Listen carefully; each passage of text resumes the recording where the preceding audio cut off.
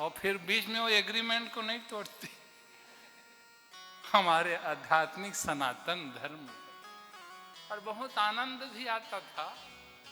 अभी से जितने माताएं पढ़ती गई ना तब उतने ज्यादा लड़ती गई, क्योंकि पढ़ाई में दो ही चीज सिखाया जाता है, बढ़िया पैसा कमाया जाए और बढ़िया ब्यूटी पार्लर में जाके सजाया जाए। और पहले तो दो चीज पढ़ाया जाता था, एक धर्म तुम्हारा क्या है और एक दिन यहां से जाओगी तो मोक्ष कैसे पाओगी। पहले की पढ़ाई में धर्म और मोक्ष प्रधान था और अभी पढ़ाई में अर्थ और काम प्रधान है, और दोनों सर्वनाश के बीज हैं। धन और कामना दोनों सर्वनाश करा देते हैं। तो धर्म और मोक्ष की पढ़ाई करनी ही चाहिए। न कोई जगह गुरुकुल नहीं है, सत्यानाश हो गया है हमारे देश का। कोई धर्म की पाठ पढ़ा देवे तो उसको सेकुलर कहते हैं, और दूसरे के देश के लोग आकर के थोड़े 1 क्विंटल चावल में धर्म बदली करवा देवे तो ये दयालु हैं, ये समाज सेवा कर रहे हैं। सिर्फ हम लोग बैठे बैठे कथा सुनते रहेंगे तो नहीं बनेगा जी। 32 साल की उम्र में शंकराचार्य जी ने 1100 हिंदू परिवार को आज 111 करोड़ हिंदू परिवार में बढ़ा दिया। ये तो भला है शंकराचार्य जी का। तो आज हमें और आपको भी फिर शंकराचार्य बनना पड़ेगा। घर में तो गायत्री मंत्र पढ़ते नहीं, बच्चे को तो गायत्री मंत्र पढ़ाते नहीं, कहां शंकराचार्य बनोगे। बच्चे का ट्यूशन न छूटे, कोचिंग मत छूटे, पूजा पाठ छूट जाए तो छूट जाए, और उसको इतना पढ़ाए और बाद में माँ बाप को मार के वो गड्ढा में गाड़ दे। हमारे छत्तीसगढ़ में हुआ तो ऐसी घटना। संस्कार नहीं मिला है, जहां पैसा मिले तो माँ पिताजी को टपका देता है, इसको जल्दी टपकाऊंगा तो मेरी अनुकंपा नियुक्ति लगी। कई घटना घट गई। पैसा के लिए बाप को नहीं मानते। तो पढ़ाई संस्कार से होती है, और जो संस्कार शून्य है वो जीवित भी मरा हुआ है, जो संस्कार से युक्त है तो उसी का परिवार खिला हुआ है। संस्कार वाले परिवार खिले हुए, और कोई दूसरा नहीं खिला हुआ है।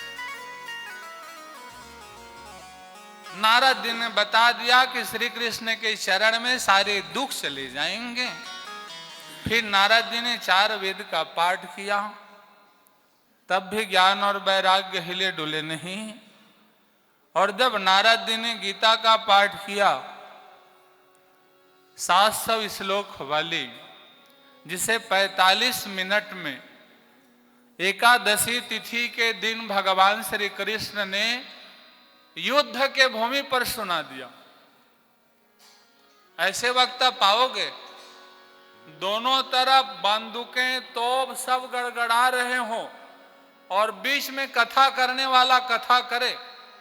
हम तो नहीं कर सकते भैया, कोई बंदूक ले खड़े रहे कथा का कह पाओगे। लेकिन कृष्ण भगवान एक तरफ कौरव की सेना, एक तरफ पांडव की सेना, उसके बीच में कथा कह दिए। जय हो कथाकार की, राधे राधे। ऐसे कोई कथाकार नहीं पाओगे। और सिर्फ कथा नहीं किए बल्कि गीत गा गा के किए, और गीत गा गा के सुनाओगे ना, सुनने को मन लगता है, झूमने को मन करता है। भगवान ने गीत गा गा के सुनाया, इसीलिए उसका नाम पड़ गया गीत का गीता। गीता नाम पड़ गया। भगवान श्री कृष्ण की गीता का पाठ जब नारद ने किया, ज्ञान वैराग्य उठ गए। चारों तरफ देखे, देखने के बाद फिर सो गए। तो इतना तो है ना कि हम कितनों भी सुस्त हो जाएं, गीता के पाठ करेंगे तो तंदुरुस्त हो ही जाएंगे। ये च्यवनप्राश का बाप है। कितना विश्वास करते हो च्यवनप्राश में? भले गुड़ को ही फैक्ट्री वाले बेच देते, कहां इतना जड़ी बूटी पाएंगे जी। तो अब दवाई पर कम विश्वास करो। पहले के लोग जैसे मंत्र योग के द्वारा बीमारी ठीक करवाते थे, वैसे आप लोग भी किया करो। तब आकाशवाणी हो गई, सत्कर्म करो नारद जी, कहां पड़े हो चक्कर में, कोई नहीं है टक्कर में। नारद जी ने विचार किया ये सब क्या है। तो अब वहां से ये जिसको पाए उसको पूछे भैया सत्कर्म क्या है। तो कई लोग तो मजा लेते, देख रहे इतने बड़ा बाबा बने, सत्कर्म को नहीं जानते। कई लोग बोलते हैं गौ दान कर दो, सत्कर्म है। कोई बोलते थे कि तालाब बनवा दो, कुआं खोदवा दो, धर्मशाला पाठशाला बनवा दो। कई लोग तो बोले ये लफड़ा में नहीं पड़ना है, हमें सत्कर्म कर्म क्या हम लोग नहीं जानते। भैया आप रास्ता नापो। अब देखो वृंदावन से निकल गए नारद जी, पूछते पूछते हरिद्वार आ गए, हरिद्वार से और ऊपर चढ़ गए, बद्रीनाथ पहुंच गए। तब सनत कुमार जी का दर्शन हुआ, प्रणाम किए। सनत कुमार ने पूछा चिंता कारण क्या है। यही संत का पहचान है, दूसरे के दुख के समस्या के लिए वृंदावन से बद्रीनाथ चले गए। आदमी पड़ोसी को सहयोग करने के लिए पड़ोस वाले घर में नहीं जाता है, मरने दे इसको कहता है।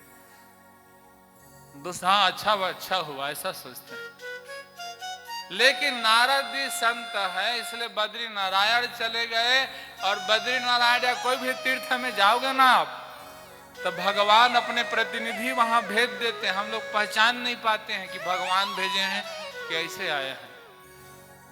तो वहां सनत कुमार जी का दर्शन हुआ। चारों भाई को नारद जी ने प्रणाम किया। नारद जी ने अपनी समस्या सुना दी कि मैंने चारों वेद का पाठ किया, तब भी उसको ज्ञान वैराग्य को होश नहीं आया। सनत कुमार ने भागवत को महत्व को बताया कि भागवत से बढ़कर संसार में और कोई सत्कर्म नहीं है। 18,000 श्लोक हैं, इसमें एक अक्षर पाठ करने से एक कपिला गाय दान करने का फल मिलता है। 18,000 श्लोक हैं तो 1,000 श्लोक में एक एक पुराण का सार छिपा हुआ है। 4 घाट पर 4 जगह भागवत की कथा गाई गई है। ये चारों जगह धर्म अर्थ काम और मोक्ष को देने वाली है। नारद जी ने बताया कि भक्ति ज्ञान और वैराग्य के दुख को मिटाना है, तो सनत कुमार ने बताया सिर्फ भागवत कराना है। नारद जी ने कहा ऐसे करते हैं, थोड़े आप नीचे उतर जाए और थोड़े भक्ति ज्ञान वैराग्य आगे बढ़ जाएंगे। तो सनत कुमार बद्री नारायण से नीचे हरिद्वार के आनंद तट पर उतरे। अब बाबा जी ठहरे। यहाँ की बालू एकदम गद्दा की तरह, बालू में बैठ करके सुनोगे ना तो बड़ी शांति आती है। और फिर गंगा मैया की बालू का तो क्या कहना। इसे बालू मत समझना, ये पुण्य के खजाना है। इसीलिए जब गंगा नहाने जाना तो वहां की मिट्टी और बालू को अपने सिर पर लगाना। धन्य है पावनी गंगा।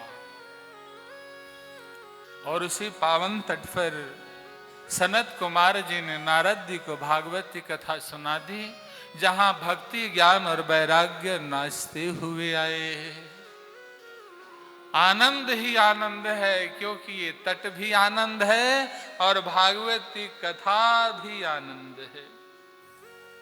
3 अध्याय में महात्मा में सिर्फ भक्ति के विपत्ति को दूर करने वाली कथा को बताई गई है। 6 अध्याय में भागवत के महात्म्य को बताया गया है। तो भागवत सुनना चाहते हो ना, तो 6 चीज को पहले जितना पड़ता है। काम क्रोध लोभ मोह मद और मत्सर। अब कोई कामना लेकर कथा सुनोगे तो काम तो बनेंगे नहीं। अब बोलोगे कि नहीं मेरा काम भी चलते रहे और कथा भी चलती रहे, दोनों एक साथ नहीं होंगे, एक को छोड़ना ही पड़ेगा। और ज्यादा गुस्सा के कथा तो सुन नहीं सकते, यहां कहां गुस्सा करके बैठोगे, क्रोध को छोड़ना पड़ता है। और लोभ के लिए कथा सुनोगे तो भी नहीं कथा सुन पाओगे, मोह के लिए सुनोगे तो भी कथा नहीं सुन पाओगे, और मैं इतना राजा हूं महाराजा हूं वैसे मद करके कथा सुनते हो तो भी नहीं सुन पाओ। किसी से जलन भाव से कथा सुन रहे हो कि हे भगवान मैं कथा सुन रहा हूं, लेकिन ये मेरा पड़ोसी मेरे बहुत नुकसान करवाता है, पड़ोसी टिकट कर जाए, अरे ऐसे ईर्ष्या रखोगे तो भी कथा नहीं सुन पाओगे। काम क्रोध लोभ मोह मद मत्सर इनको दूर करोगे तभी भगवान की कथा सुन पाओगे, और कथा सुनने में बहुत आनंद आएगा। 3 अध्याय में भक्ति ज्ञान और वैराग्य के विपत्ति दूर करने वाले की कथा है। तो सदा भगवान के भक्ति पर लीन रहना चाहिए, भगवान की कृपा से ही काम बनते हैं। इस महात्मा से नारद जी ने सारी दुनिया को उपदेश दे दिया कि भक्ति स्वयं भगवान को पाने के लिए भागवत के शरण पर गई।